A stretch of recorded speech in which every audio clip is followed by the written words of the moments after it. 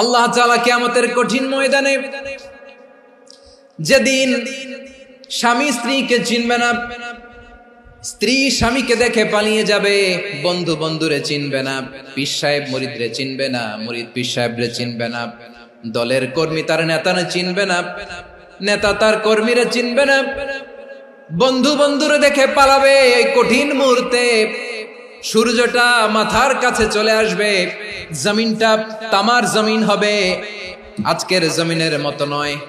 মানুষ ঘর্মাক্ত, ক্লান্ত, শ্রান্ত মাথার মগজগুলো কানের ছিদ্র আর নাকের ছিদ্র দিয়ে বেয়ে বেয়ে পড়বে। বিশ্বনবী ফরমান, কিয়ামতের ওই কঠিন ময়দানে 7 শ্রেণীর ব্যক্তিকে রব্বুল আলামিন তার আরশের নিচে ছায়া দিবেন।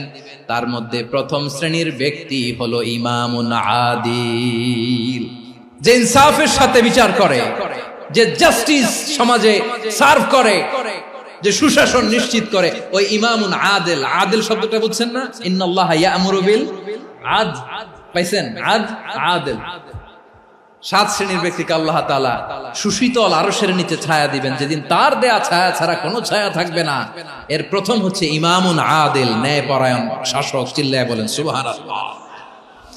আবার বিশ্বনবী বললেন, ইন্নাল মুকসিতিনা ইনদাল্লাহি আলা মানাবিরা মিন নূর আন ইয়ামিনির রহমান। কিয়ামতের দিন যারা ন্যায় পরায়ণ হিসেবে আল্লাহর সামনে দাঁড়াবে, কিয়ামতের দিন রব্বুল আলামিন তার আরশের ডান দিকে ওই ন্যায় পরায়ণ লোকদের জন্য আরশের ডান দিকে একটা নূরের মিম্বারে তাদেরকে বসার সুযোগ করে দিবে। আল্লাহর আরশের ডান দিকে ন্যায় পরায়ণ লোকদের জন্য আল্লাহ তাআলা নূরের মিম্বার বানাবে। 4টে কেন কথা মনে করেছেন? আল আদাল, জাস্টিস। ইন্নাল্লাহা ইয়া'মুরু বিল আদল। আল্লাহ তাআলা এই আদালতের নির্দেশনা দেন, সুবিচার, সুশাসন। প্রিয় ভাইয়েরা, এটা আমরা বাংলাদেশে চাই কি চাই না? এই যে অরাজকতা, এই যে অন্যায়, এই যে জুলুম, এই যে ইনকনসিস্টেন্সি সমাজের অসঙ্গতির প্রধান কারণ জাস্টিস নাই, সুবিচার নাই, সুশাসন নাই। শেষবারের মতো আওয়াজ করে বলেন তো, আমরা বাংলাদেশে আদল চাই কি চাই না? তাহলে প্রথম নির্দেশনা শেষ। আল্লাহ তাআলা তোমাদেরকে আদলের আদেশ দেন। এরপরে আল্লাহ বললেন, আমি তোমাদেরকে ইহসানের আদেশ দেই।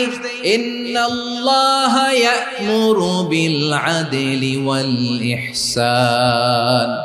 আমি তোমাদেরকে যেমনি আদলের নির্দেশনা দেই, তেমনি ভাবে তোমাদেরকে ইহসানের নির্দেশনা দেই। ইহসান, আওয়াজ করে সবাই বলেন তো ইহসান। ইহসান মানে কারো প্রতি সফট হার্টেড হওয়া, মহানুভব হওয়া, অনুগ্রহ পরায়ণ হওয়া, অনুগ্রহশীল হওয়া, একে অপরের প্রতি দয়াদ্র হওয়া।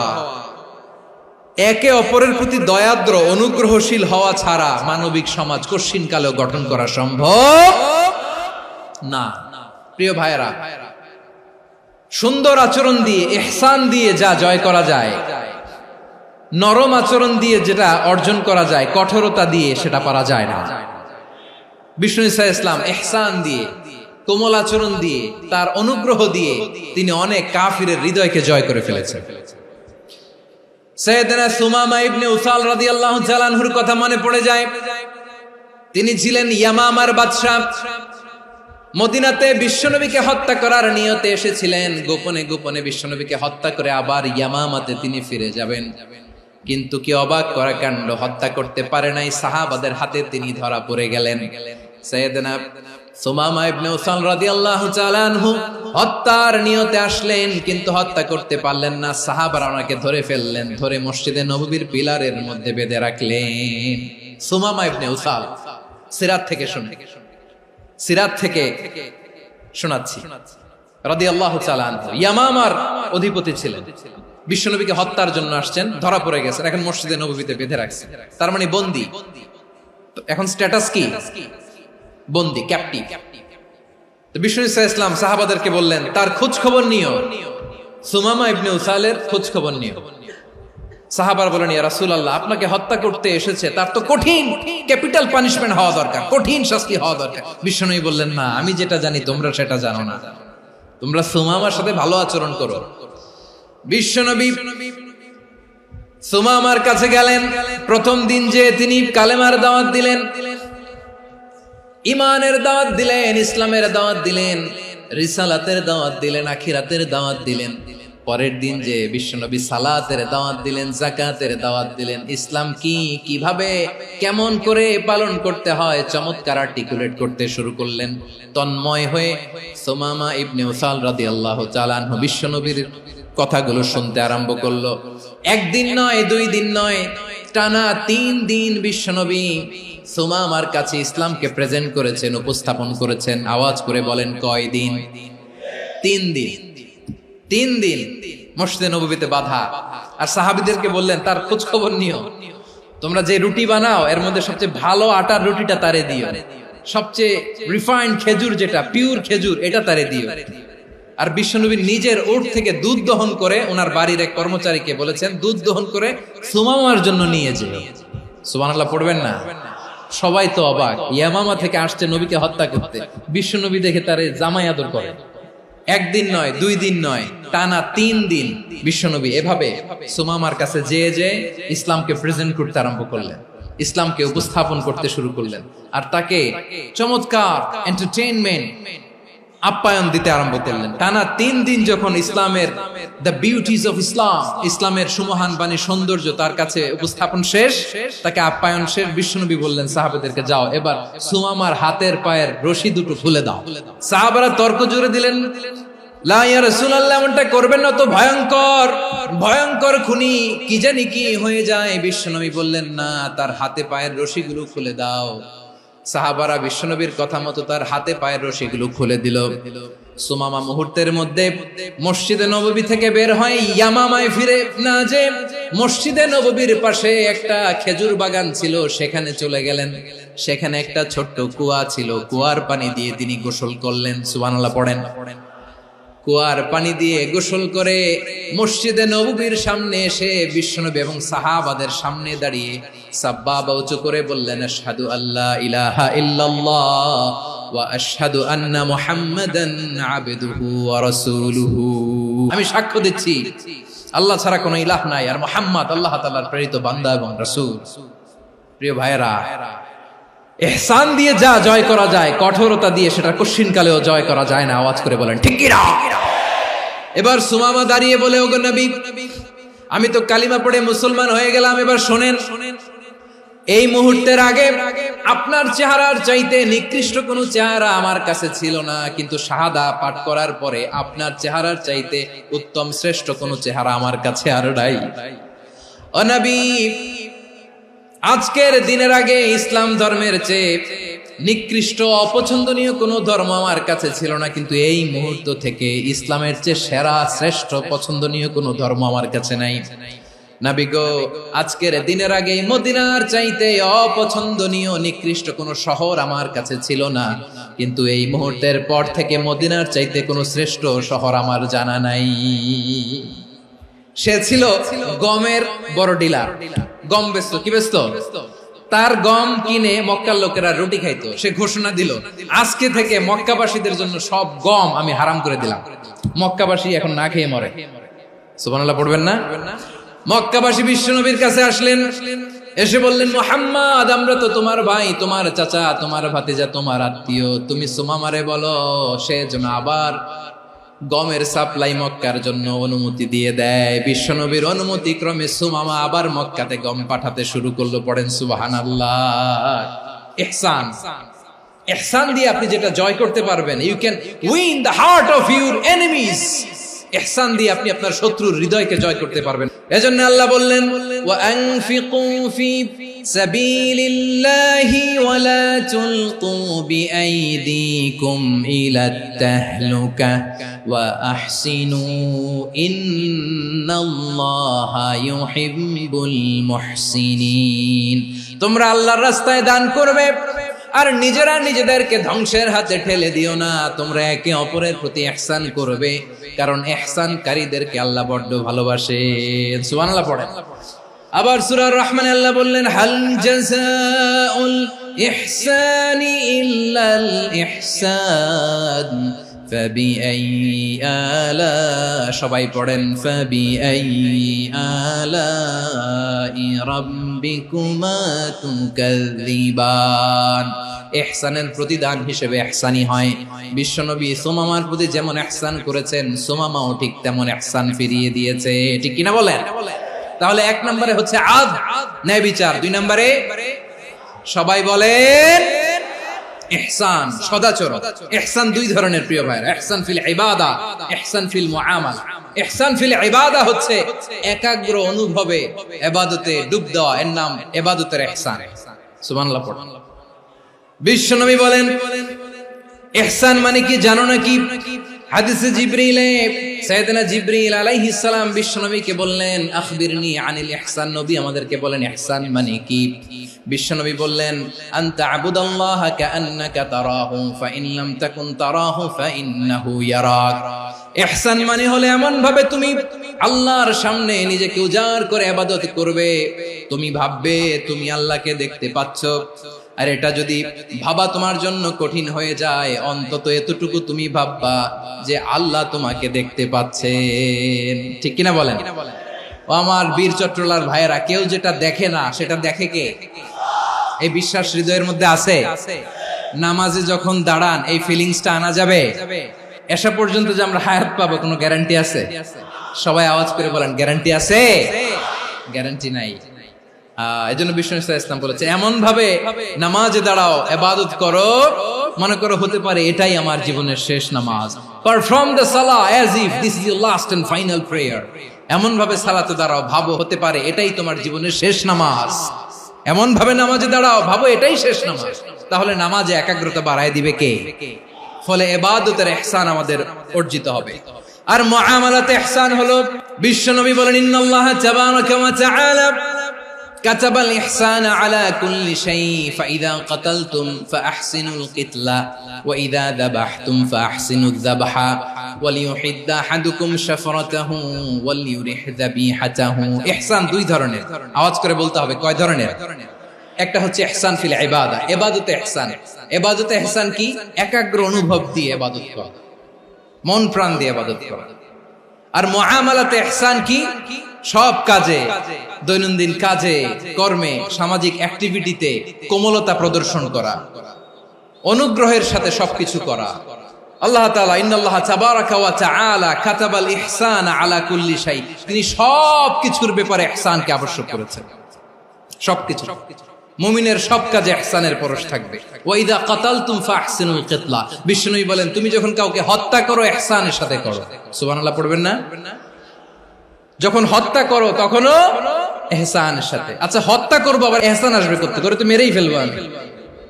আল্লাহ, ও ভাই একজন খুন করেছে, খুনি, রাষ্ট্রীয় আইনে তার শাস্তি হয়েছে ডেথ পেনাল্টি, মৃত্যুদণ্ড। এখন মৃত্যুদণ্ড দেখে আপনি যেমনি মন চায় তেমনি মারবেন লোকটারে? ওর নাক কেটে ফেলতে পারবেন? ওর কান কাটতে পারবেন? ওর চোখ উপড়ে ফেলতে পারবেন আপনি? যেমন মন চায় তার অঙ্গহানি করা যাবে না। ইহসানের সাথে তাকে হত্যা করো। সুবহানাল্লাহ, this is Islam, this is the true essence of Islam. ওয়া ইযা যাবাহতুম ফাহসিনুয যাবহা, যখন জবাই করবে তখনও ইহসানের সাথে জবাই করো। করব জবাই, ওইখানেও নাকি ইহসান। আচ্ছা কুরবানির দিন আমরা পশুগুলোরে কি করি বলেন সবাই আওয়াজ করে? জবাই। জবাই মানে তো এটারে মেরেই ফেলতেছি, একটু পরে তো টুকরো টুকরো করে গোশতগুলো খাবো, এটা তো খাবো, এটা তো মেরেই ফেলবো। বিষ্ণু বলে না, জবের মধ্যেও মুমিনের জবের ভেতরেও ইহসানের পরশ থাকা চাই। যখন জবাই করবে প্রাণীটাকে হাত পা টাইট করে বেঁধে নাও, ছুরিটাকে শার্পেন করে নাও, ধারালো করে নাও, যাতে অল্প সময়ে জবাইটা হয়ে যায়, প্রাণীটা যাতে কম কষ্ট পায়। সুবহানাল্লাহ পড়ে। দিস ইজ কল্ড ইহসান। আল্লাহ তাআলা যেমনি আদলের আদেশ করেছেন, ন্যায় বিচার, জাস্টিস এনশিওর করতে বলেছেন, সমাজে ইহসানের ব্যবহার, ইহসানের অনুশীলন তিনি করতে বলেছেন। এজন্য মুমিনের প্রতিটি কাজে, আমার চট্টগ্রামের ভাইয়েরা আমার দিকে তাকান, খেয়াল করে শুনুন, মুমিন জীবনের প্রতিটি কাজে ইহসানের পরশ থাকা চাই। আমরা যেন আমাদের পরিবারের প্রতি ইহসান করি, আমরা যেন আমাদের কর্মচারীদের প্রতি ইহসান করি, আমরা যেন আমাদের কলিগদের প্রতি ইহসান করি, আমরা যেন আমাদের ভাইদের প্রতি ইহসান করি। মুমিন জীবনের প্রতি কাজে ইহসানের পরশ থাকার দরকার আছে না নাই? কথা বুঝতে পেরেছেন? তাহলে আল্লাহ তাআলার তিনটা আদেশ ছিল, কয়টা গেল? প্রথমে কি ছিল? আদল। 2 নম্বরে, 3 নম্বরে রব্বুল আলামিন বললেন ওয়া ইতাইদিল কুরবা, নিকটাত্মীয়দেরকে দান করো। নিকট আত্মীয়দেরকে দাও, যারা তোমাদের ব্লাড কানেকশনের আত্মীয় তাদেরকে তোমরা দাও। এখানে জেনারেলি বললেন দাও, কি দিব সেটা তিনি এখানে বলেন নাই, সেটা তিনি সূরাতুল ইসরার মধ্যে বলেছেন। আল্লাহ বলেন ওয়া আতিযাল কুরবা হাক্কাহ, নিকট আত্মীয়দেরকে তাদের অধিকার, তাদের প্রাপ্য তোমরা বুঝিয়ে দাও। দেখেন, একটা শান্তির সমাজ, একটা সমৃদ্ধ সমাজ, একটা মানবিক সমাজ গঠনের জন্য আল্লাহ তাআলা বেশি না, মাত্র 3টা অর্ডার, 3টা ভার্ডিক্ট তিনি জারি করেছেন। 1 নাম্বার সুশাসন, ন্যায় বিচার। 2 নাম্বার ইহসান। 3 নাম্বার নিকটাত্মীয়, যারা কাছের, তোমার ভেরি ক্লোজ রিলেশনশিপে আছে, তাদেরকে দাও। দাও, দিলে বাড়িয়ে দেয় কে? অনেকে দিতে চায় না, কৃপণতা করে। দিলে বাড়ায় দেয় কে? ও মিয়া, মদিনার মধ্যে সবচাইতে গরিব সাহাবী ছিল বেলাল রাদিয়াল্লাহু তাআলা আনহু। ওনার এন্টায়ার অ্যাসেট, সম্পদের পরিমাণ কতদূর জানেন? একটা লুঙ্গি। বেলাল রাদিয়াল্লাহু তাআলা আনহু, ওনার টোটাল ওয়েলথের এস্টিমেশন হচ্ছে মাত্র একটা লুঙ্গি। একটা লুঙ্গি, টোটাল ওয়েলথ এস্টিমেশন, টোটাল সম্পদের পরিমাণ বেলাল রাদিয়াল্লাহু তাআলা আনহুর কি ছিল? ওই বেলাল রাদিয়াল্লাহু তাআলা আনহুকে বিষ্ণু ইসলাম বলেছেন আনফিক ইয়া বেলাল, ও বেলাল তুমিও দাও। ওয়ালা তাখশা মিন যিল আরশি ইখলালা, আরশের অধিপতির তো কোনো ঘাটতি নাই, তুমি দিলে ওই আল্লাহ তোমারে বাড়ায় দিবে। এজন্য আমার প্রিয় ভাইয়েরা, দিলে কমে না, দিলে বাড়ে। অনেকে ধরে রাখে, নতুন কিছু নিতে পারে না, হাত দিয়ে যেটা ধরে রেখেছেন এটা দিয়ে দেন, বড় একটা ধরার সুযোগ পাবেন। জোরে বলেন ঠিক কিনা? রব্বুল আলামিন বললেন 3 নাম্বার আদেশ হলো তোমাদের প্রতি সমাজটারে কেমন করে মানবিক সমাজ, সুন্দর সমাজ গড়বা। 3 নাম্বার আদেশ হলো ওয়া আতিদাল কুরবা হাক্কা, নিকটাত্মীয়দেরকে তাদের প্রাপ্য বুঝিয়ে দাও। এই নিকটাত্মীয়দেরকে তাদের অধিকার বুঝিয়ে দেওয়া, প্রাপ্য বুঝিয়ে দেওয়াতে আমাদের গাফলতি আছে না নাই? অনেকে দেখবেন অনেক আল্লাহওয়ালা, তাহাজ্জুদ গুজার, সেজদা দিতে দিতে কপালে কালো দাগ ফেলে দিছে, সে তার বোনের হকটা আদায় করে নাই, আছে না নাই? অনেক বড় হাজী সাহেব, বিশাল লম্বা দাড়ি, ছেলেরে সব দিয়ে দিছে, মেয়েরে কিছু দেয় নাই, মেয়ের হক আদায় করে নাই, আছে না নাই? এই হাজী সাহেবেরা, এই আল্লাহওয়ালারা কিয়ামতের ময়দানে আটকে যাবে। আপনি অন্যের অধিকার নষ্ট করেছেন, তাদের রাইটস কে ভায়োলেট করেছেন।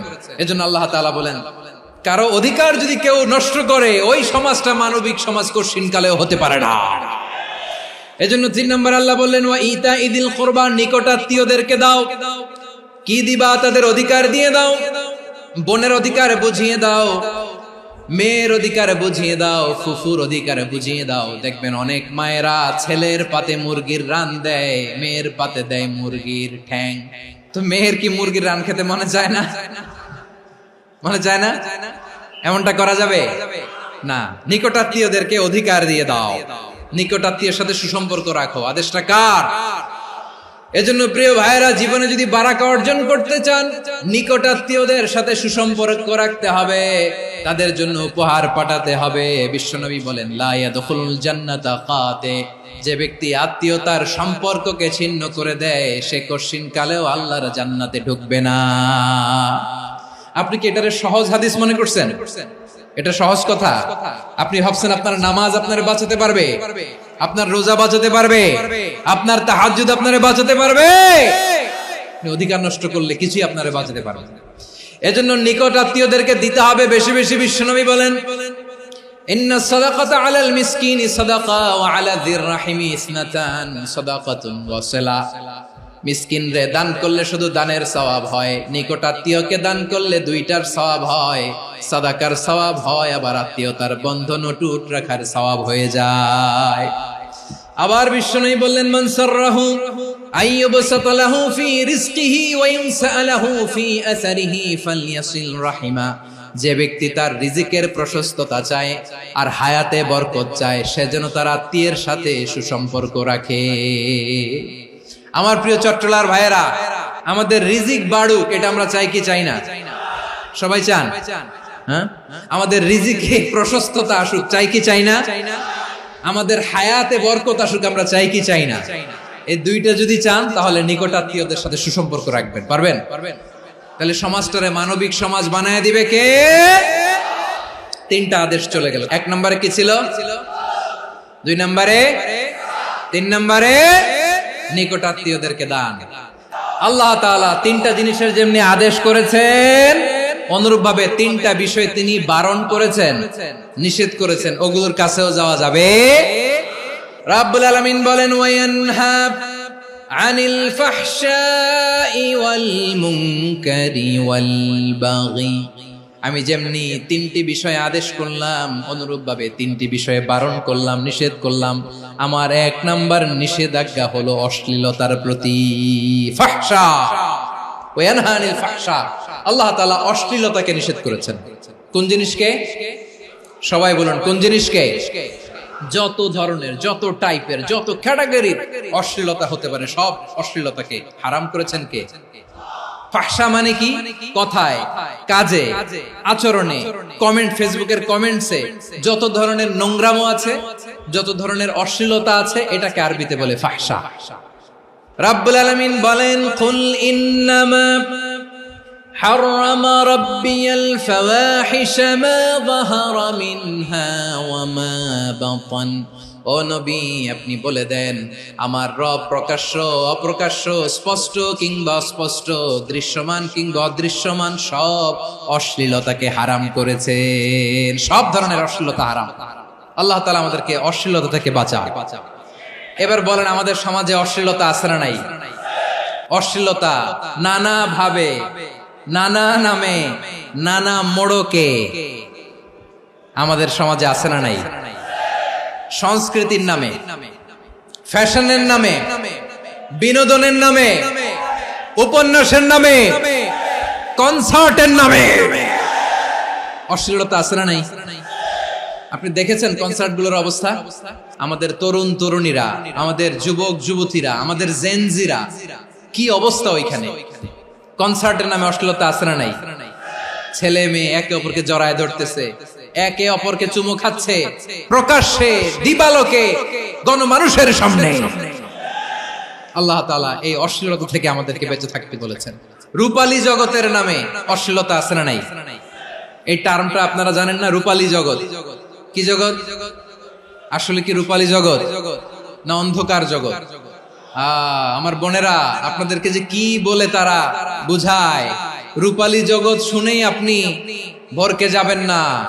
রূপালী জগতে যে নারী যত বেশি উলঙ্গ, সে নাকি তত বেশি সাহসী। জানেন? বলে এটা একটা সাহসী নারী, খুব সাহসী পদক্ষেপ তার।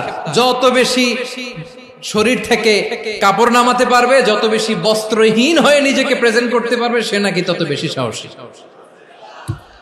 আমার চট্টলার ভাইয়েরা, শয়তানের প্রথমে এজেন্ডা ছিল বনি আদমকে বস্ত্রহীন করা। সে আদম এবং হাওয়া আলাইহিস সালামকে নিষিদ্ধ গাছের ফল খাইয়ে তাদেরকে বস্ত্রহীন করেছে। এই জামিনেও সে আমাদেরকে বস্ত্রহীন করতে চাইবে। এই রূপালী জগতের নামে তারা এটা করে। আমার প্রিয় বোনেরা, আপনি জানেন না আপনার দাম কত? ওরা আপনাদেরকে বিজ্ঞাপনের সস্তা পণ্য বানাতে চায়। ওরা আপনাদেরকে ওদের ভোগের লিপসার টুলস বানাতে চায়। ওরা আপনাদেরকে দিয়ে ওদের খায়েশ পূরণ করতে চায়। এটা আপনাদের জন্য মোটেও ডিগনিটি নয়, এটা আপনাদের জন্য সম্মান নয়। আপনার সম্মান শালীনতায়, আপনার সম্মান হেজাবে, আপনার সম্মান ভদ্রতায়, আপনার সম্মান আপনার ডিসেন্ট পোশাকে। পোশাক বলে দেয় এই নারীটা ভদ্র না অভদ্র। পোশাক বলে দেয় এই মেয়েটা কোন ঘরের মেয়ে। আপনি জানেন না, আপনার সস্তা পণ্য বানায়, ভোগের পণ্য, বিলবোর্ডে আপনাকে উলঙ্গ করে উপস্থাপন করে। এই অশ্লীলতার সাথে ইসলামের কোন সম্পর্ক। এজন্য আল্লাহ বলেন, আমি অশ্লীলতাকে হারাম করেছি। অশ্লীলতাকে হারাম করার প্রথম কারণ হলো এর মাধ্যমে মানবতাকে অপমানিত করা হয়। কারণ মানুষের সম্মান মানুষের পোশাকে। মানুষ যখন পোশাকহীন হয়ে যায়, বস্ত্রহীন হয়ে যায়, তার সম্মান কমে যায়। ঠিক কিনা? অশ্লীলতাকে হারাম করার প্রথম কারণ হচ্ছে মানুষ মানুষকে অপমান করে। একটা নারী, সে তো সম্মানিত, নারী যে কত সম্মানিত নারীর এটা বুঝেই নাই। বিশ্বনবী বলেন আদ-দুনিয়া কুল্লুহা মাতা ওয়া খায়রু মাতা'আদ দুনিয়া আল মারআতুস সালিহা। আমার বোনেরা, 5টা প্যান্ডেলে আপনারা এলইডিতে আমার আলোচনা শুনছেন, আমি জানি। আপনাদের এই গর্ভ যে কত দামি আপনি জানেন না। আপনার পেট থেকেই আসবে আগামী দিনের সালাহুদ্দিন আল আইয়ুবী, আপনার পেট থেকেই আসবে অনাগত দিনের ইমাম মাহদী আল মুনতাযর, আপনার পেট থেকেই আসবে অনাগত দিনের ফয়সাল, ওয়াসিম, মুগ্ধ, আবু সাইদের মতো বীর যোদ্ধা। আমার প্রিয় বোনেরা, আমার প্রিয় বোনেরা, বিশ্বনবীর কথার ওজন খেয়াল করেন। আদ-দুনিয়া কুল্লুহা মাতা ওয়া খায়রু মাতা'আদ দুনিয়া আল মারআতুস সালিহা। দুনিয়ার সবকিছুই অ্যাসেট, এর মধ্যে সবচেয়ে দামি অ্যাসেট নেককার নারী। আপনার গর্ভ যে কত দামি আপনি জানেন না। নিজের সময়টাকে কাজে লাগান, কোরআন পড়েন, সুন্নাহ পড়েন। আপনার অনেক দায়িত্ব ঘরে। You are the MD of your family. একটা family it's a very big institution. পরিবার একটা অনেক বড় প্রতিষ্ঠান, and you are the MD of your institution. আপনি এই পরিবারের MD, managing director of your family. এখানে আপনার কত দায়িত্ব। আপনি ছেলে মেয়েদেরকে তারবিয়া করবেন, আপনি আপনার স্বামীর জন্য ঘরটারে জান্নাতের নীড় বানাবেন, আপনার জন্য জান্নাতের ডুপ্লেক্স বাড়ি ওইখানে তৈরি করে রাখবে কে? আপনি যে কত দামি আপনি জানেন না। নারীদেরকে আল্লাহ বানিয়েছেন উচ্চতর করে, নিম্নতর নয়। নারীদেরকে ছোট্ট জিনিস দিলে এটার বড় করে দেয়। নারীদেরকে ভ্রূণ দিলে, শুক্রাণু দিলে নারী এটারে বাচ্চা হিসেবে উপহার দেয়, ঠিক কিনা? বিয়ের মাধ্যমে স্বামী যখন তার শুক্রাণু তার স্ত্রীকে উপহার দেয়, স্ত্রী রিটার্নে কি উপহার দেয়? ফুল ফর্ম বেবি, মানব সন্তান। দেখছেন, আপনি দিলেন একটুকুনি, দিছে বিশাল। আপনি যদি নারীকে বাজার এনে দেন, নারী এটাকে সুস্বাদু খাবারে রূপান্তর করে দেয়। আপনি তাকে একটা মুচকি হাসি দিয়ে দেন, সে তার কলিজা দিয়ে দেয়। কিন্তু যদি আপনি তার মনে কষ্ট দেন, সে আপনার জীবনকে জাহান্নাম বানায়া দেয়। নারীর মন বুঝতে পারলে নেয়ামত, বুঝতে না পারলে কিয়ামত। আমার প্রিয় বোনেরা, আপনি যে কত দামি আপনি জানেন না। অনেক দামি আপনি। আপনাদেরকে যেন ভোগের সস্তা পণ্য বানাতে না পারে, আপনাদেরকে সচেতন থাকতে হবে। তাহলে কেন আল্লাহ তাআলা এই ফাহশা, অশ্লীলতাকে হারাম করলেন? 1 নাম্বার, এতে হিউম্যান ডিগনিটি কমে। 2 নাম্বার, এতে মানুষের অধিকার নষ্ট হয়। আপনি বিয়ে করেছেন, এরে পরকিয়া করেন, ওর সাথে এরকম আছে না নাই? স্ত্রীর অধিকার নষ্ট করেছেন। আপনি বিবাহ সম্পর্কে আবদ্ধ হয়েছেন তার সাথে, আপনি পরকিয়া করেন ওই ছেলের সাথে, আপনি আপনার হাজবেন্ডের সাথে বিট্রে করেছেন। এজন্য আল্লাহ অশ্লীলতাকে হারাম করেছেন। অশ্লীলতাকে হারাম করার আরেকটা কারণ হচ্ছে আল্লাহ তাআলা এই হিউম্যান জেনারেশনকে এটাকে প্রিজার্ভ করতে চায়। হিফজুন নাসল, এটা মাকাসিদুশ শরিয়ার অনেক গুরুত্বপূর্ণ একটা মাকাসিদ, অনেক গুরুত্বপূর্ণ। আপনার নাসল, আপনার জেনারেশনকে সংরক্ষণ করা। এই যে আসতেছে ফেব্রুয়ারি, কত ফেব্রুয়ারি জানো? এটা কি বিশ্ব ভালোবাসা দিবস? হ্যাঁ, কি দিবস? এই বিশ্ব ভালোবাসা দিবসের সাথে মুসলমানদের কোনো সম্পর্ক নাই। আমার প্রিয় ভাইরা, এই যে আপনি অবৈধ সম্পর্কে জড়ালেন, কেন আল্লাহ অশ্লীলতাকে হারাম করেছে দেখেন। বলতেছিলাম যে এটা আপনার নাসল, আপনার জেনারেশন, আপনার লিনিয়েজ, আপনার বংশকে প্রিজার্ভ করা। কে কার বাবা, কে কার মা, বাবা মা জানা, প্রজন্মকে প্রিজার্ভ করা, এটা ইসলাম ওয়াজিব করে দিয়েছে। এই যে অবৈধ সম্পর্কের কারণে, বিশ্ব বেহায়া দিবসের কারণে, এগুলোর আউটকাম, আউটপুট হিসেবে মাঝে মাঝে এই ঢাকা মেডিকেলের ডাস্টবিনে নবজাতকের বাচ্চার কান্নার আওয়াজ শুনতে পাওয়া যায়। চট্টগ্রাম মেডিকেলের ডাস্টবিনে নবজাতকের কান্না শুনতে পাওয়া যায়। বীর চট্টলার মুসলমানেরা বুঝতে পারলে আওয়াজ করে বলেন, এই যে চট্টগ্রাম মেডিকেলে যে নবজাতকটা পাওয়া গেল, ওর বাবাকে আমাকে বলেন, ওর মাকে, ও কোন ফ্যামিলির সন্তান কেউ জানে? আপনি হিউম্যান ডিগনিটিকে অপমান করেছেন না? আপনি তার ভবিষ্যৎকে অন্ধকার করেছেন না? আপনি তার লিনিয়েজকে প্রশ্নবিদ্ধ করে দিয়েছেন না? এই জন্য আল্লাহ তাআলা অশ্লীলতাকে আমাদের জন্য হারাম করে দিয়েছেন। পড়েন সুবহানাল্লাহ। এই জন্য রাব্বুল আলামিন বলেন, কুল ইন্নামা হারামা রাব্বিয়াল ফাওয়াহিশা মা যাহারা মিনহা ওয়া মা বাতান। প্রকাশ্য অপ্রকাশ্য সব অশ্লীলতাকে হারাম ঘোষণা করে দিয়েছে কে? আবার দুনিয়ার বুকে যারা অশ্লীলতার প্রসার করে তাদের জন্য শাস্তি মজুদ রেখেছে কে? রব্বুল আলামিন বলেন, ইন্নাল্লাযীনা ইউহিব্বুনা আন তাশিআল ফাহিশাতু ফিল্লাযীনা আমানু লাহুম আযাবুন আলীমুন ফিদ দুনিয়া ওয়াল আখিরাতি ওয়াল্লাহু ইয়ালামু ওয়া আনতুম লা তা'লামুন। নিশ্চয়ই যারা বিশ্বাসীদের মাঝে অশ্লীলতার প্রচার প্রসার করতে চায় তাদের জন্য আমি মর্মন্তুদ শাস্তি প্রস্তুত করে রেখেছি, দুনিয়াতেও রেখেছি, আখিরাতেও রেখেছি। ঘোষণাটা কার? যারা এই নাটকের নামে, সিনেমার নামে, রূপালী জগতের নামে, মুভির নামে, ওটিটি প্ল্যাটফর্মের নামে আমার সমাজে অশ্লীলতা ছড়াতে চায় তাদের জন্য কঠিন মর্মন্তুদ শাস্তি মজুদ রেখে দিয়েছে কে? ও আমার বোনেরা, এখনো আপনি জাগবেন না? এখনো আপনার চিন্তার দুয়ারে এখনো নাড়া পড়ে নাই? ওরা আপনাকে উলঙ্গ বানাতে চায়, ওরা আপনাকে আইটেম গার্ল বানাতে চায়। এজন্য ইসলাম অশ্লীলতাকে হারাম করেছে। হারাম। ইসলাম বলেছে যোজন যোজন দূরে থাকো, ওরা বলে না কাছে আসো, কাছে আসার গল্প, ক্লোজ আপ ওয়ান, কাছে আসার গল্প আছে না নাই? তাহলে অশ্লীলতার সাথে আমাদের কোনো সম্পর্ক? সবাই বলতে পারেননি, আওয়াজ করে বলুন, অশ্লীলতার সাথে আমাদের কোনো সম্পর্ক? আমরা এই সমস্ত ক্লোজ আপ ওয়ান, কাছে আসার গল্পের প্রোগ্রামে যাব?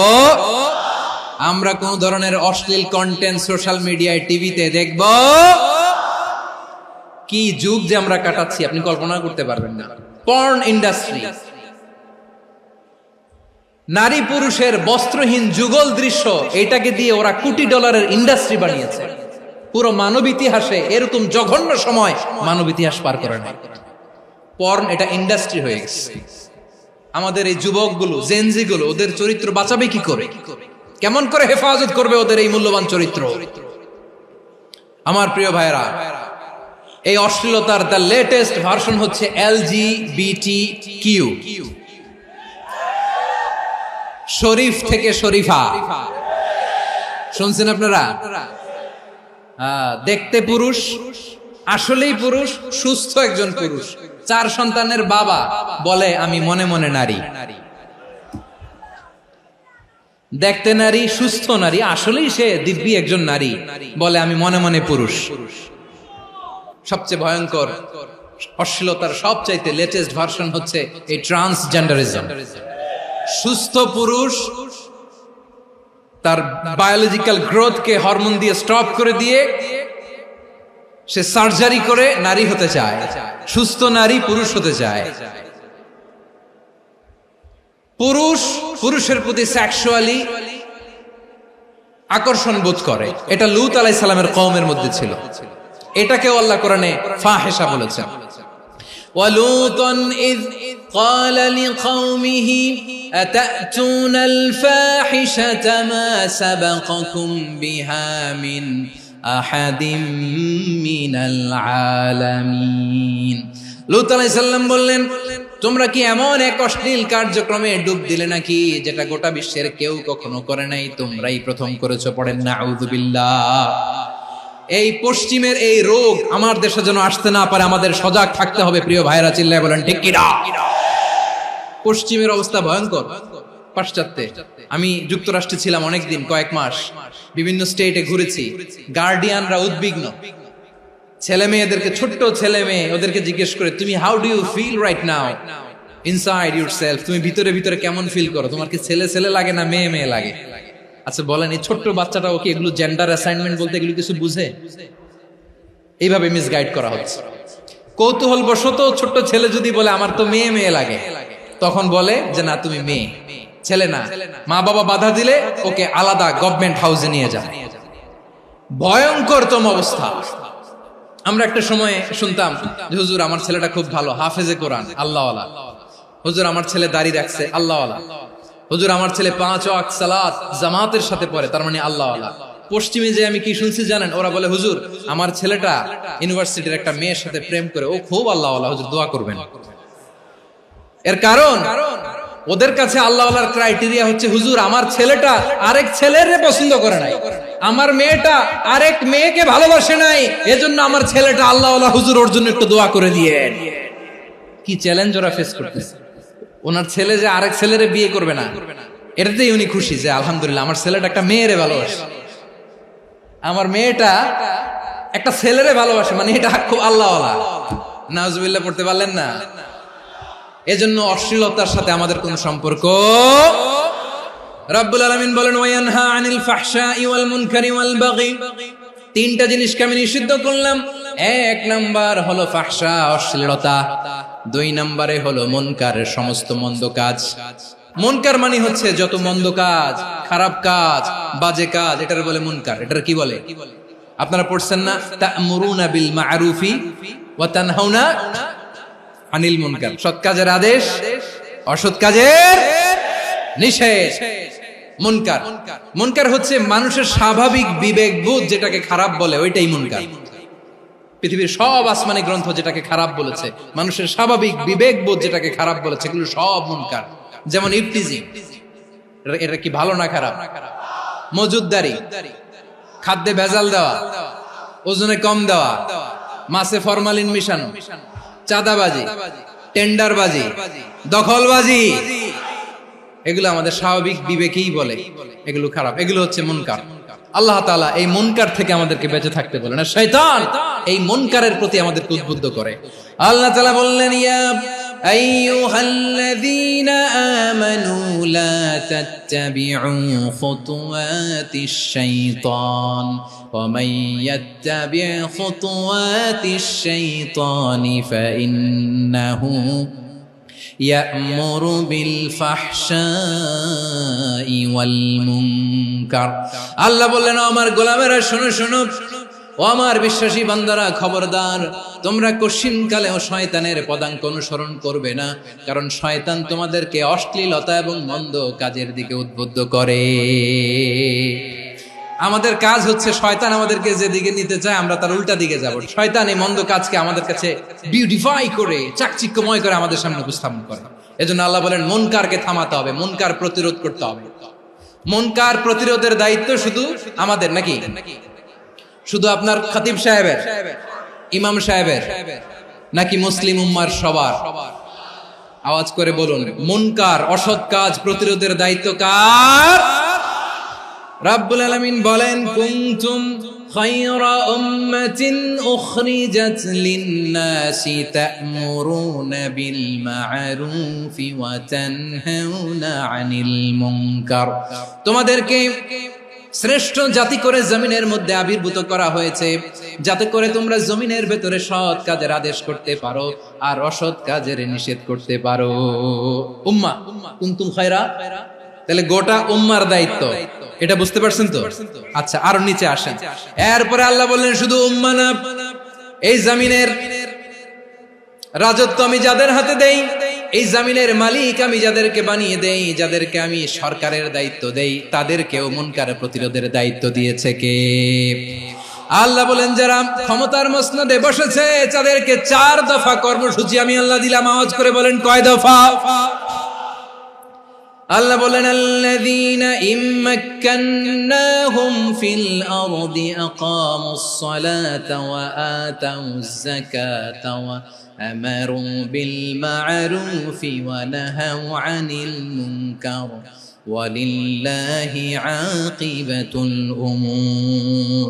যারা এই জমিনের উত্তরাধিকার হয়েছে তারা 4 দফা কর্মসূচি নিয়ে সামনে আগাবা।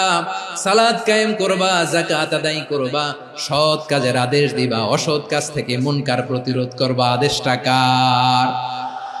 আমার প্রিয় চট্টলার ভাইরা, পুরো উম্মার দায়িত্ব মুনকার প্রতিরোধ করা, সরকার প্রধানের দায়িত্ব মুনকার প্রতিরোধ করা। এরপর আল্লাহ বলেন, প্রতিটা ফ্যামিলির যিনি প্রধান সিইও বাবা, প্রত্যেক বাবারও দায়িত্ব এই মুনকার প্রতিরোধ করা। আওয়াজ করে বলেন ঠিক কি না? যেমনটি সাইয়েদনা লুকমান আলাইহিস সালাম ওনার কলিজার টুকরা সন্তানকে আদেশ করেছেন, ইয়া বুনাইয়া আকিমিস সালাতা ওয়া'মুর বিল মা'রুফি ওয়ানহা আনিল মুনকার। পড়েন সুবহানাল্লাহ। বাবা ছেলেকে সবক দিচ্ছে। লোকমান আলাইহিস সালাম ছেলেকে বলতেছে, ওরে আমার কলিজার টুকরা সন্তান, ওরে আমার বাছা, নামাজ কায়েম করবা, সৎ কাজের আদেশ দিবা, আর মুনকার প্রতিরোধ করবা, অসৎ কাজ, সমাজ থেকে খারাপ কাজকে ঝেঁটে বিদায় করে দিবা। তাহলে দেখেন, আমি স্টেপ বাই স্টেপ নামলাম। পুরা উম্মার দায়িত্ব, জমিনের উত্তরাধিকারী আল্লাহ যাদেরকে বানিয়েছেন, সরকার, তাদের দায়িত্ব, প্রতিটি ফ্যামিলির প্রধানের দায়িত্ব। এরপরে বিশ্বনবী বলেন সচেতন প্রতিটি মুসলিমের দায়িত্ব সমাজ থেকে মুনকারকে উৎখাত করা। বিশ্বনবী বলেছেন, মান রাআ মিনকুম মুনকারান ফালিয়ুগাইয়িরহু বিয়াদিহি ফাইন লাম ইয়াস্তাতি ফাবিলিসানিহি ওয়া ইন লাম ইয়াস্তাতি ফাবিকলবিহি ওয়া যালিকা আযআফুল ঈমান। সমাজে যে মুনকার দেখবে, খারাপ কাজ দেখবে, সে যেন হাত দিয়ে সেটাকে থামায়। আমার প্রিয় ভাইরা, না থামালে আমরাই ডুববো শেষমেশ। আমাদের বাঁচার জন্য হইলেও থামাইতে হবে। রব্বুল আলামিন বলেন, ওয়াত্তাকু ফিতনাতাল লা তুসিবান্নাল্লাযীনা যালামু মিনকুম খাসসা। ও আমার গোলামেরা, ওই আযাবকে ভয় করো যে আযাব যখন আমি জমিনের বুকে পাঠাই, শুধু জালেমদেরকেই মারি না, আলেমদেরকেও মারি। আযাব যখন আসে তখন শুধু জালিমই মরে না, আলেমও মরে। জানেন, মুসা আলাইহিস সালামের পায়ে একবার লাল পিঁপড়া, তো উনি রেগে মেগে পাশি দেখে লাল পিঁপড়ার বাসা, পা দিয়ে ডলে মুছে সবগুলো পিঁপড়া মেরে ফেলছে। এই ঘটনাটা আল্লাহ ঘটিয়েছেন। এজন্য মুসা আলাইহিস সালাম ছিলেন কালিমুল্লাহ, সরাসরি আল্লাহর সাথে কথা বলতেন। তিনি আল্লাহকে জিজ্ঞেস করেছিলেন, আল্লাহ তুমি যখন কোন জনপদে আযাব পাঠাও, শাস্তি দাও, ওখানকার শুধু জালেমরাই তো মরে না, ভালো মানুষগুলাও মরে, তো আযাব দিবা মুশরিকদের উপর দিবা, অবাধ্যদের উপর দিবা, ভালো মানুষগুলোরে মারো কেন? আল্লাহ বললেন, মুসা তোমার যে কামড় দিছিল পায়ের মধ্যে পিঁপড়া, কয়টা পিঁপড়া? একটা পিঁপড়া, তো সবগুলারে মারলা কেন? রেগে মেগে পুরো পিঁপড়ার বাসা ভেঙে মেসাকার করলা কেন? আমি যখন অ্যাকশনে যাই, আমি যখন শাস্তি দেই, তখন এত বাস বিচার করা হয় না, বাস বিচার করা যায় না। যখন অ্যাকশনে যাওয়া হয়, ওইটা ডাইরেক্ট অ্যাকশন হয়ে যায়। চিল্লায় বলো ঠিক কি না? এজন্য আমাদের বাঁচার জন্য হলেও এই পাপ থামাতে হবে, এই শয়তানের অট্টহাসি থামাতে হবে, অন্যায় অপরাধ সমাজ থেকে আমাদের থামাতে হবে। কারণ আযাব আসলে ওরাও মরবে, আমরাও মরব। একটা জাহাজ 2 তলা, আপনি আছেন 2য় তলায়। নিচের তলার কিছু লোক জাহাজের তলা ছিদ্র করতে আরম্ভ করছে। কি ছিদ্র করতেছে? আচ্ছা, জাহাজের তলা ছিদ্র করলে তলা দিয়ে কি ঢুকে?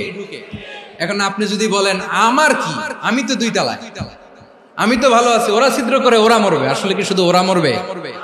তলা দিয়ে যখন পানি ঢুকবে, জাহাজ ঢুকলে আপনিও মরবেন। এজন্য নিজে মরার আগে ওই পাগলগুলোর নিচতলায় যে থামাতে হবে। চিল্লায় বলেন ঠিক কি না? এজন্য আল্লাহ বললেন, মুনকার প্রতিরোধের দায়িত্ব সমাজের টপ টু বটম সবার। এজন্য মুনকার প্রতিরোধ করার দরকার আছে না নাই? সমাজে এই যে ইফটিজিং হয়, আপনার বোনের বয়সী একটা মেয়েকে কিছু বখাটে টিটকারি করে, এই বলে সেই বলে, নোংরা কথা বলে, রাস্তায় দেখেও আপনি পাশ দিয়ে না দেখার মতো চলে যান কেন?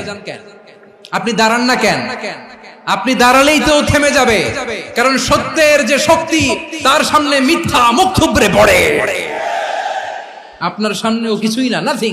আপনি দাঁড়ান, ওকে প্রশ্ন করেন যে আমার বোনকে তুমি ডিস্টার্ব করো কেন? আপনাকে দেখে আরো 5 জন দাঁড়াবে, 5 জনকে দেখে আরো 10 জন দাঁড়াবে। আমাদের নীরবতা আর আমাদের নিশ্চুপ থাকাই জালিমদেরকে আরো শক্তিশালী জালিম বানিয়েছে। এজন্য মুনকার প্রতিরোধের দায়িত্ব আমাদের সবার। টেন্ডারবাজি, চাঁদাবাজি, দুর্নীতি, অপরাধ, দখলদারিত্ব, মজুদদারি, এগুলো সবকিছু একসাথে প্রতিরোধ করতে হবে। ঠিক কিনা বলেন? একটা মানবিক সমাজ যদি চাই, প্রতিরোধ করতে হবে। প্রিয় ভাইয়েরা, আল্লাহর শপথ নিয়ে বলি, এই নাসিহাত গুলো সবার জন্য, সব দলের জন্য, সব মতের মানুষের জন্য। আমরা কোনো দলের প্রতি মানুষকে ডাকি না, আমরা ডাকি ইসলামের দিকে। সব দলের, সব মতের, সব মানুষদেরকে আমরা আহ্বান জানাই, আসুন আমরা একটা সুন্দর সমাজ বিনির্মাণ করি। এই যে নতুন বাংলাদেশের এক সুযোগ এসেছে, আর জীবনে হয়তো আসবে না, সামনের 100 বছর এই সময় আসবে না। আসুন দেশটাকে আমরা সাজাই, আসুন আমরা দুর্নীতি বন্ধ করি, আসুন আমরা চাঁদাবাজি বন্ধ করি, আসুন আমরা দখলদারিত্ব বন্ধ করি, আসুন আমরা এক দল আরেক দলকে নিশ্চিহ্ন করার যে রাজনীতি, এটা বন্ধ করি। সব দলের প্রতি আমার আহ্বান, আমরা চাঁদাবাজ মুক্ত বাংলাদেশ চাই, জুলুম মুক্ত বাংলাদেশ চাই, ফ্যাসিজম মুক্ত বাংলাদেশ চাই, গুণ খুন খারাপি মুক্ত বাংলাদেশ চাই, আমরা নতুন ভোরের বাংলাদেশ চাই। ওই বাংলাদেশ পাওয়ার জন্য মুনকার প্রতিরোধে, অন্যায় প্রতিরোধে যদি বাঘের বাচ্চার মতো, আবু সাইদের মতো দুই হাত উঁচু করে বুককে টান টান করে প্রসারিত করে দাঁড়াতে হয়, রাজি আছো মুসলমান?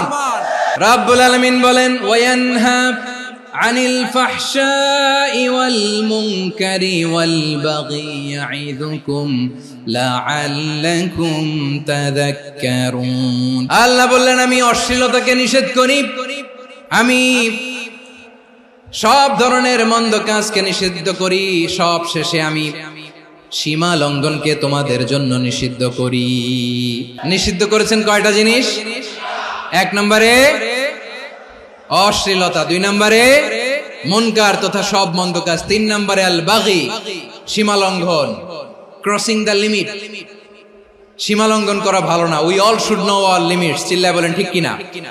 একই আয়াতে আল্লাহ বললেন, কুল ইন্নামা হারামা রাব্বিয়াল ফাওয়াহিশা মা যাহারা মিনহা ওয়া মা বাতানা ওয়াল ইসমা ওয়াল বাগিয়া বিগাইরিল হক। অন্যায় ভাবে যে অবাধ্য হয়, যে সীমা লঙ্ঘন করে, তাদেরকেও আমি এটা হারাম করে দিলাম। সীমা লঙ্ঘন করা হারাম। আল্লাহ বারবার বারবার আমাদেরকে ওয়ার্নিং দেয়। যখন আমরা থামি না তখন আল্লাহ ধরে, আর যখন ধরে তখন ছাড়ে না। ধরে ধরে ধরে না, ধরলে আল্লাহ। ফেরাউনকে কিন্তু হুট করে ধরে নাই, আপনারা জানেন 9 বার ওয়ার্নিং দিয়েছে। ফেরাউনকে আল্লাহ তাআলা ওয়ার্নিং দিয়েছিল কয়বার? রাব্বুল আলামিন বলেন, ওয়ালাকাদ আতাইনা মূসা 9 আয়াতিন বাইয়িনাত। 9টা মুআজিজা দেখিয়েছি, 1 2 3 বারবার এইভাবে রিমাইন্ডার, ওইভাবে রিমাইন্ডার, এইভাবে নসিহত, ওইভাবে দাওয়া। ফাকুলা লাহু কাওলান লাইয়িনা, নরম করে বলো, সফট করে বলো, যত ওয়ে হতে পারে দাওয়া মেথডোলজি। মুসা আলাইহিস সালামের সব অ্যাপ্লাই শেষ, 10ম বারে যে আল্লাহ ধরছে। 10ম বারে যে ধরেছে। এজন্য আল্লাহ বলেন, আমি সীমা লঙ্ঘনকে পছন্দ করি না। কোরআনের অন্য আয়াতে বাগীকে বলা হয়েছে আল ইতিদা। সীমা লঙ্ঘন যারা করে তাদেরকে আল্লাহ বলেছেন মুতাদিন। ওয়াকাতিলু ফি সাবিলিল্লাহিল্লাযীনা ইউকাতিলুনাকুম ওয়া লা তা'তাদু ইন্নাল্লাহা লা ইউহিব্বুল মুতাদিন। আমি সীমা লঙ্ঘনকারীদেরকে কোশ্চিনকালেও পছন্দ করি না। আমরা যেন সীমা লঙ্ঘন না করি, রাজি আছেন তো? যে কোনো ক্ষেত্রে ইবাদতে যেন সীমা লঙ্ঘন না করি। অনেকে আমরা ইবাদতে সীমা লঙ্ঘন করে ফেলি। বিশ্বনবী সাল্লাল্লাহু আলাইহি ওয়াসাল্লাম যেটা শিখিয়েছেন, এর বাইরে যে অতিরিক্ত বুজুর্গ হতে চায়, এরকম আছে না নাই? কোন ক্ষেত্রেই সীমা লঙ্ঘন করা যাবে, এমনকি যুদ্ধ ক্ষেত্রেও না। বিশ্বনবী সাল্লাল্লাহু আলাইহি ওয়াসাল্লাম বলেন, খবরদার যুদ্ধ ক্ষেত্রেও সীমা লঙ্ঘন করো না। কি সুন্দর ইসলাম আমরা পেয়েছি। বিশ্বনবী বলেন, খবরদার যুদ্ধের ময়দানে কোনো নারীর গায়ে হাত তোলো না, কোনো শিশুর গায়ে হাত তোলো না, কোনো গবাদি পশু হত্যা করো না, কোনো শস্য ক্ষেত্র ধ্বংস করো না, ইবাদতরত অন্য ধর্মের কোনো সন্ন্যাসীর গায়ে হাত তোলো না। বলেন সুবহানাল্লাহ। তাহলে আমরা সীমা লঙ্ঘন করতে পারবো। প্রিয় ভাইরা, একটা সুখী, সমৃদ্ধ, শান্তির সমাজ, মানবিক সমাজ যদি আমরা গঠন করতে চাই, আমাদের আল্লাহর দেয়া কয়টা আদেশ মানতে হবে বলেন দেখি? আর বেঁচে থাকতে হবে কয়টা জিনিস থেকে? আল্লাহর আদেশ কি? 1 নাম্বার আদাল, ন্যায়পরায়ণতা। আমরা সুবিচার, সুশাসন, ন্যায় বিচার চাই কি চাই না? 2 নম্বরে কি ছিল? মাশাআল্লাহ, আমরা যেন সবার প্রতি দয়া পরবশ হই, ইহসান করি। 3 নম্বরে কি ছিল? নিকটাত্মীয়দের দান করা, তাদের অধিকার প্রাপ্য বুঝিয়ে দেওয়া। পাশাপাশি 3টা জিনিস থেকে আল্লাহ বারণ করেছেন, নিষেধ করেছেন। তার প্রথমটা ফাহশা, অশ্লীলতা। অশ্লীলতার সাথে আমাদের কোনো সম্পর্ক। 2 নম্বর নিষেধাজ্ঞা কি ছিল? আল মুনকার, সমাজের যত মন্দ কাজ, এগুলোকে আমরা প্রতিরোধ করব। রাজি আছেন তো সবাই? 3 নম্বরে আল বাগী, সীমালঙ্ঘন। কোন মুসলিম সীমালঙ্ঘন করে না। রাব্বুল আলামিন শেষে বললেন, ইয়াইদুকুম লাআল্লাকুম তাযাক্কারুন। আল্লাহ তোমাদেরকে উপদেশ দেন যাতে তোমরা শিক্ষা গ্রহণ করো। আমরা উপদেশ দেব, আমরা জোর করে কাউরে কিছু মানাতে চাই না। লা ইকরাহা ফিদ্দিন ওয়াযাক্কির ফাইন্না যিকরা তানফাউল মুমিনিন। উপদেশ দিলে এটা মুমিনদের কাজে দেয়। লাস্তা আলাইহিম বিমুসাইতির ইন্নামা আনতা মুযাক্কির। নবী হে, আপনি রিমাইন্ডার দাতা, আপনি উপদেশ দিবেন। আমরাও বিশ্বনবীর এই হাদিসগুলো থেকে, কোরআনের আয়াত থেকে রিমাইন্ডার, এই কথামালা বাণী বাহক হিসেবে এই বাণীগুলো আপনাদের সাথে কাছে পৌঁছে দিলাম। আমরা আল্লাহ তাআলার কাছে প্রার্থনা করি, আল্লাহ আমরা যেন আদল দিয়ে আমাদের সমাজকে গঠন করতে পারি। আল্লাহ আমরা যেন ইহসান করতে পারি, আমরা যেন নিকটাত্মীয়দের দান করতে পারি। আল্লাহ যত ধরনের অশ্লীলতা, অনাচার, মন্দ কাজ, সীমালঙ্ঘন, অবাধ্যতা থেকে যেন আমরা বেঁচে থাকতে পারি। আল্লাহ তাআলা আমাদের সবাইকে কথাগুলো বোঝার ও আমল করার তৌফিক দান করুক। হাযা মা ইনদি ওয়াল ইলমু ইনদাল্লাহ আলাইহি তাওয়াক্কালতু ওয়া ইলাইহি উনীব। সুবহানাকাল্লাহুম্মা বিহামদিকা আশহাদু আল্লা ইলাহা ইল্লা আনতা আস্তাগফিরুকা ওয়া আতুবু ইলাইক।